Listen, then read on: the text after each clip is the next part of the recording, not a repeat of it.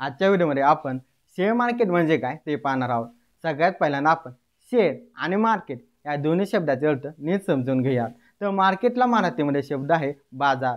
ज्या ठिकाणी आपण वस्तू खरेदी करतो आणि विकतो त्या ठिकाणाला आपण मार्केट असे म्हणतो। मार्केट अनेक प्रकारचे असतात, जसे की मच्छी मार्केट, इलेक्ट्रॉनिक्स मार्केट, कपड्याचे मार्केट। आता आपण शेअर म्हणजे काय ते पाहूयात। तर शेअरला मराठीमध्ये शब्द आहे हिस्सा। आता हिस्सा कोणाचा असतो? तर हा हिस्सा असतो मोठमोठ्या कंपन्यांचा। या कंपन्या मार्केटमध्ये येतात आणि आपले काही शेअर विकून ते मार्केटमधले पैसे उचलतात। एक्झाम्पल द्यायचे झाले तर टाटा ही खूप मोठी कंपनी आहे आणि टाटाला तिच्या नवीन प्रोजेक्टसाठी 1 लाख रुपयाची गरज आहे। तर टाटाचा मॅनेजर तुमच्याकडे आला आणि तुम्हाला म्हणाला, आमचे 2% शेअर घ्या आणि त्या बदल्यामध्ये आम्हाला 2000 रुपये द्या। तुम्ही सुद्धा सहमती दाखवली आणि त्या मॅनेजरला 2000 रुपये दिले आणि त्या कंपनीचे 2% शेअर घेतले। आता या ठिकाणी तुम्ही जे शेअर विकत घेतले त्याला म्हणतात तुम्ही त्या कंपनीचा हिस्सा घेतला। आता आपण शेअर मार्केट म्हणजे काय ते पाहूया। ज्या ठिकाणी शेअरची खरेदी आणि विक्री होती त्या ठिकाणाला आपण शेअर मार्केट असे म्हणतो। आता तुम्हाला शेअर मार्केट म्हणजे काय हे समजले असेल। आता ह्या टाटाच्या कंपनीने अनेक नवीन प्रोजेक्टवर चांगले काम केले आणि त्यांच्या कंपनीचा चांगला फायदा झाला। ज्या टाटाच्या कंपनीची किंमत पूर्वी 1 लाख रुपये होती ती आता झाली 2 लाख रुपये, म्हणजे तुमच्या शेअरची किंमत झाली 4000 रुपये। थोडक्यात काय तर तुमच्या शेअरची किंमत झाली दुप्पट। आता तुम्हाला हे शेअर विकायचे आहेत तर तुम्ही शेअर मार्केटमध्ये जाता आणि त्या ठिकाणी घोषणा करता की माझ्याकडे टाटाचे या कंपनीचे 4000 रुपयाचे शेअर आहेत, कुणाला विकत घ्यायचे आहे का? त्या ठिकाणी असलेल्या एका व्यक्तीने तुमची ही घोषणा ऐकली आणि त्या व्यक्तीने विचार केला की ही टाटाची कंपनी चांगली आहे, भविष्य काळामध्ये या शेअरची किंमत नक्कीच वाढेल आणि त्या व्यक्तीने तुमच्याकडील शेअर विकत घेतले।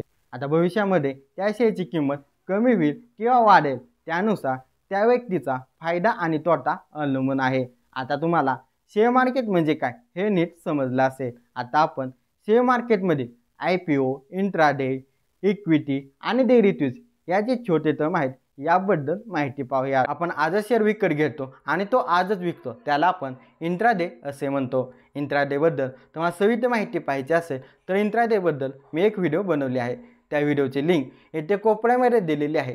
त्या लिंकवर क्लिक करून तो व्हिडिओ तुम्ही पाहू शकता। आता आपण IPO म्हणजे काय ते पाहूयात। समजा मला 4 व्हीलर घ्यायचे तर आपण काय करतो, आपण बँकेमध्ये जाऊन कर्ज घेतो, परंतु कंपनीला बँकेचे व्याज परवडत नाही। मग कंपनी पब्लिककडून पैसे गोळा करते, म्हणजे लोकांकडून पैसे गोळा करते, त्याला आपण IPO असे म्हणतो। IPO बद्दल तुम्हाला सविस्तर माहिती पाहिजे असेल तर IPO बद्दल मी एक व्हिडिओ बनवली आहे, त्या व्हिडिओची लिंक मी ते कोपऱ्यामध्ये दिलेली आहे।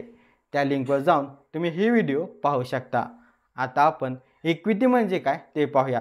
समजा मी या कंपनीचे 10% शेअर विकत घेतलेले आहेत, ते 10% जे शेअर घेतलेले आहेत त्यालाच इक्विटी असे म्हणतात। म्हणजे समजा मी टाटाच्या कंपनीचे 10% शेअर विकत घेतलेले आहेत, म्हणजे काय टाटाच्या कंपनीचे 10% मी इक्विटी घेतली आहे।